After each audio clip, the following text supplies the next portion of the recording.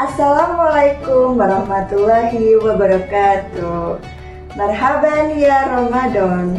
Alhamdulillah bulan Ramadan telah tiba. Bagaimana caranya agar badan kita tetap fit selama menjalankan ibadah di bulan Ramadan ini? Ada 4 tips agar badan kita tetap fit, baik secara jasmani maupun rohani. Yang pertama adalah penuhi kebutuhan cairan tubuh.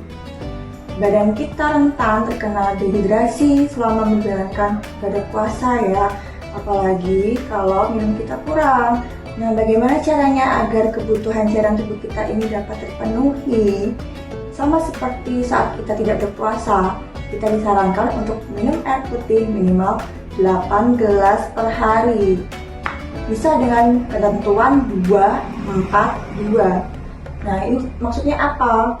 2 gelas air putih diminum pada saat berbuka, kemudian 4 gelas diminum pada saat antara berbuka dan mau tidur, kemudian 2 gelasnya diminum pada saat kita sahur. Selain itu, makan sayur dan juga buah, terutama buah-buahan yang banyak mengandung air seperti jeruk, apel, pir, semangka ataupun melon dapat membantu terpenuhinya cairan tubuh kita dan juga vitamin dalam tubuh kita. Nah, itu juga air kelapa muda bagus untuk kita minum pada saat kita berbuka karena air kelapa muda ini banyak mengandung elektrolit. Kemudian tips yang kedua, atur pola makan. Pola makan di sini maksudnya apa? Maksudnya pada saat kita sahur, berbuka maupun makan dalam porsi yang besar. Nah, kita tetap disarankan untuk sahur. Sahur ini seperti dengan sarapan, jadi sebagai sumber energi untuk kita dapat melakukan aktivitas sehari-hari, terutama pada siang hari agar kita tidak loyo atau lemas. Nah, seperti sarapan juga ya, jadi sahur ini juga disarankan untuk makan dengan gizi seimbang. Ada sumber karbohidratnya, kemudian sumber protein maupun serat, lauk ataupun buah. Apalagi mie itu tidak disarankan untuk dimakan terutama pada sahur karena mie ini makanan yang tinggi garam. Kalau makanan tinggi garam itu dapat mengikat air sehingga tubuh kita dapat mudah merasa haus pada siang hari. Nah, kemudian pola makan yang berikutnya pada saat berbuka. Pada saat berbuka ini kita dianjurkan untuk makan yang porsinya kecil terlebih dahulu. Cukup dengan misalkan dengan minum air putih 2 gelas sehari dan kurma 3 biji, itu sudah membuat perut kita terasa kenyang dan bisa untuk melakukan ibadah sholat maghrib. Kalau kita makan langsung dalam porsi yang besar, otomatis perut kita juga terasa lebih cepat penuh dan nanti juga tidak mau untuk makan dalam porsi yang lebih besar gitu.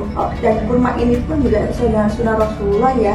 Jadi kurma ini bagus untuk kesehatan kita karena mengandung gula alami. Gula alami ini dapat membantu badan kita tercukupi gula darahnya.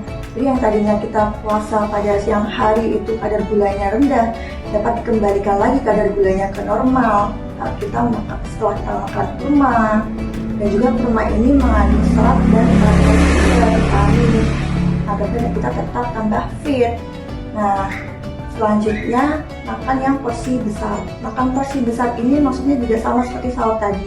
Makan dengan gizi seimbang. Gizi seimbang ini juga ada sumber karbohidratnya, kemudian juga ada protein dan juga serat.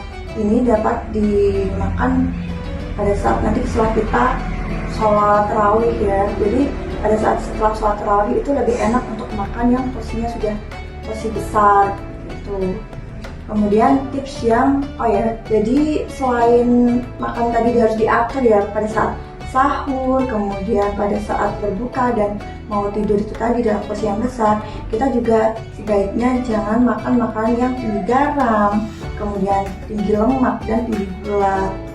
Nah, kemudian tips yang ketiga. Yang ketiga ini aktivitas fisik. Aktivitas fisik ini maksudnya olahraga yang ringan seperti jalan santai ataupun senam lantai. Ya, aktivitas fisik dapat membantu meningkatkan kesehatan fisik kita maupun psikis kita. Bisa misalkan jalan santai 30 menit, paling tidak 3 kali dalam seminggu. Kemudian tips yang terakhir nih, yang keempat, istirahat yang cukup. Nah, kita disarankan untuk istirahat yang cukup ini fungsinya agar saat bangun tidur nanti badan kita tetap fresh, apalagi menjalankan aktivitas sehari-hari ya. Sebaiknya setelah kita makan yang besar, jeda 1 jam atau tidak paling lama jam 10 malam kita sudah harus tidur. Apalagi ibu-ibu ini yang bangunnya lebih awal untuk menyiapkan sahur, sebaiknya tidurnya juga lebih awal.